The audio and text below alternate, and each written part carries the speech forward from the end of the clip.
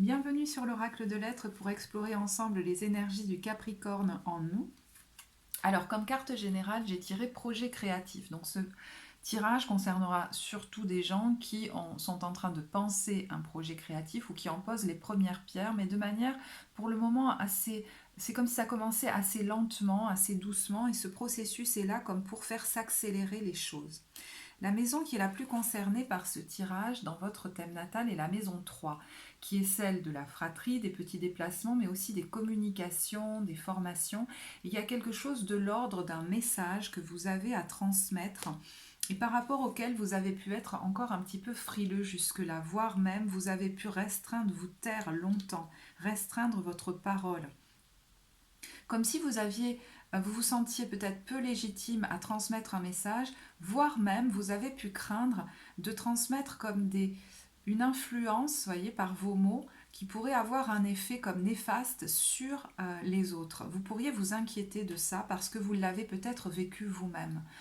Avoir beaucoup adhéré au discours de quelqu'un qui parle avec aisance et assurance en finalement vous convainquant qu'il n'y a qu'une vérité et que la bonne est la sienne. Et vous avez pu vous perdre là-dedans. C'est pour ça que vous craignez peut-être de transmettre aujourd'hui un message.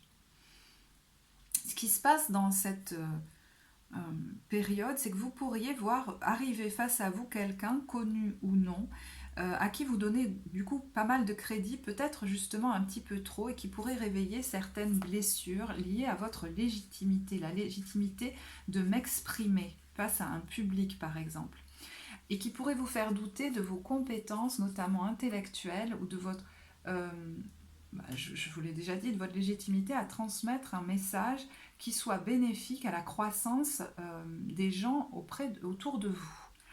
Et en fait, la Dame de la Rose vient vous dire, fais attention, ce message n'est pas qu'il y a à faire une énième formation, tu as déjà un bagage intellectuel solide qui te permet d'avoir des bases, mais au jour d'aujourd'hui, ce qu'on attend de toi, c'est que tu délivres un message venant de ton cœur, que tu sois canal d'une couleur, d'une vibration qui émane de l'intérieur de toi, mais qui vient de bien plus haut, de bien plus grand. L'idée, ça n'est pas de prendre la grosse tête, mais c'est justement d'accepter d'être canal, avec toute l'humilité qui est la vôtre, parce que justement, l'humilité n'est pas la fausse modestie. Vous pourriez bloquer un discours dont certaines personnes ont besoin. Donc c'est pour ça que la vie vous pousse, et elle vous pousse par un biais qui au départ peut paraître bloquant, c'est-à-dire le discours de quelqu'un qui aurait tendance à vous faire douter, et du coup à vous faire soit revenir en arrière en adhérant à son discours, soit vous rebeller en essayant de combattre cette personne. Et au jour d'aujourd'hui, on vous invite à ne rentrer ni dans l'un ni dans l'autre des comportements qui finalement vous gardent enfermés dans un système, j'allais dire le système du piédestal, voyez, le système de pouvoir qu'on retrouve dans justement les attitudes à éviter, où c'est soit l'un soit l'autre qui est sur le piédestal ou qui est en bas du piédestal. Vous avez pu d'ailleurs beaucoup idéaliser une personne par le passé et vous tenir en bas du piédestal. Et au jour d'aujourd'hui, on vous invite à donner un grand coup de pied en fait dans le piédestal pour que chacun soit à niveau et accepter que chacun a sa vérité et que la vôtre est tout aussi légitime à incarner que celle des autres. Donc ce processus vous amène comme défi à vous libérer intellectuellement et à prendre votre autonomie en devenant le maître de votre propre pensée. Et c'est en assumant cela que votre voix va avoir une portée, votre message va avoir une portée beaucoup plus grande et ce projet va s'accélérer. Donc vous voyez que la personne qui vient en face de vous et qui intervient, il y a une bénédiction cachée derrière. C'est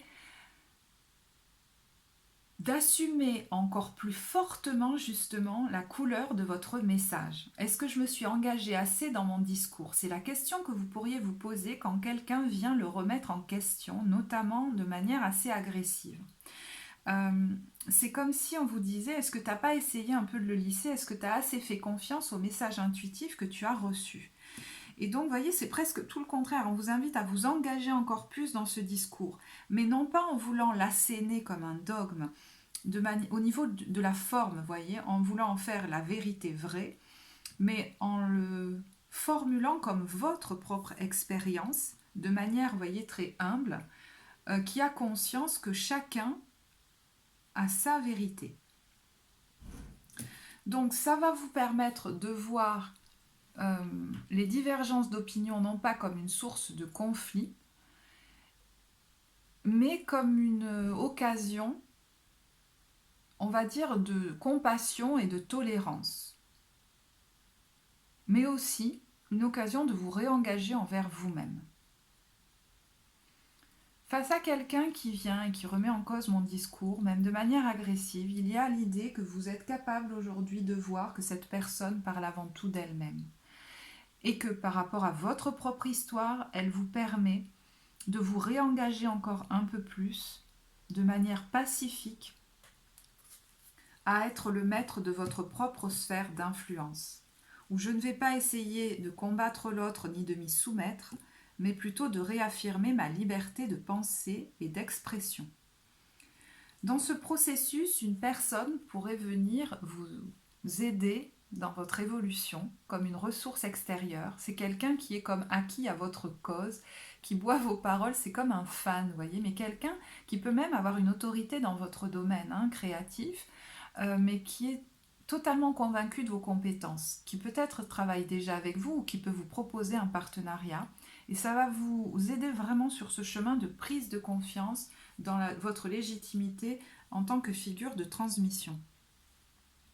Ce que ça pourrait donner, eh bien, c'est une nouvelle version de vous-même, beaucoup moins influençable et déstabilisable par un discours comme ça, aux formes très sûres d'elle, une certaine fermeté, mais paradoxalement très douce, très compassionnelle. La colère pourrait vraiment comme s'éteindre en vous face au discours d'autres personnes qui peuvent être assez comme vindicatifs ou vouloir convaincre. Vous ne cherchez plus à vous démarquer ou à convaincre ces gens ou à vous battre contre eux parce que vous n'êtes plus soumis à cette loi et au fond vous vous sentez libre. Ce que vous a permis cette personne, c'est d'avancer encore un peu plus sur l'amour de la lumière que vous portez à l'intérieur de vous. Vous comprenez que l'autre est la personne idéale mise sur ma route pour me réaliser. En comprenant son message, j'apprends sur moi, je ne juge point et découvre ainsi la pureté de l'âme, la beauté intérieure. C'est le message de votre âme que vous avez à transmettre, et non pas un message intellectuel qui chercherait à convaincre.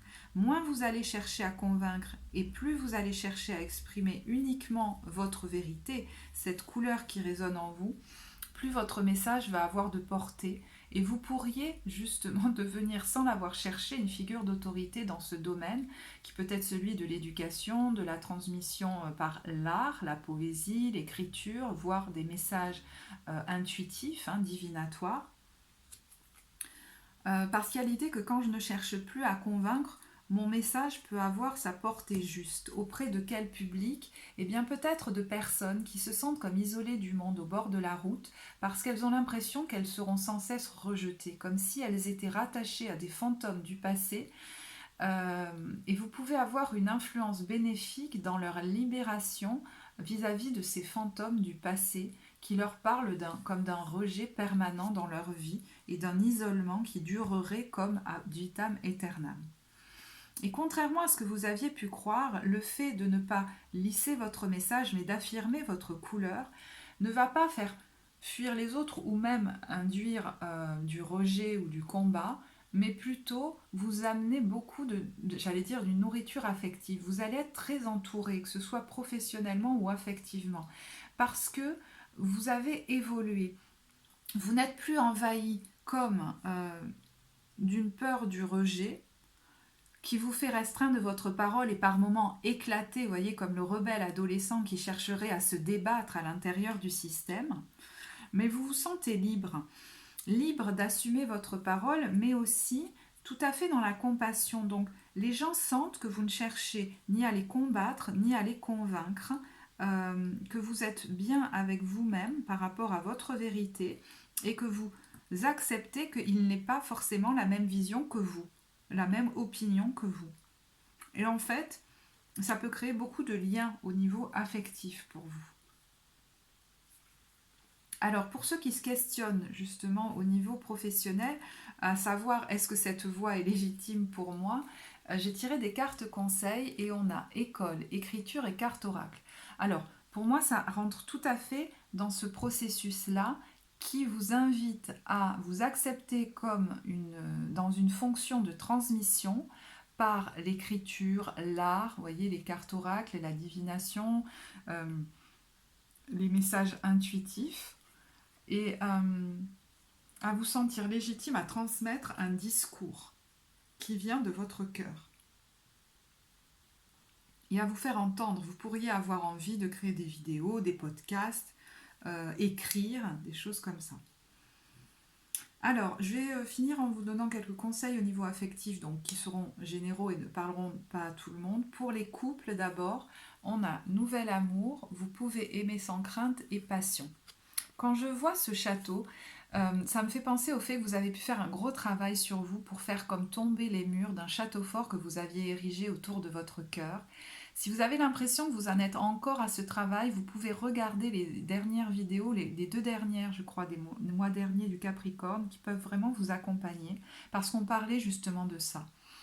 Il y a l'idée d'avoir fait tomber des murs pour vous présenter de manière plus vulnérable, plus authentique, et du coup plus spontanée auprès de votre compagne ou de votre compagnon, ce qui pourrait faire repartir comme ça le feu de la passion, parce qu'il y a une plus grande intimité, mais véritable, vous voyez, entre vous, et une plus grande spontanéité.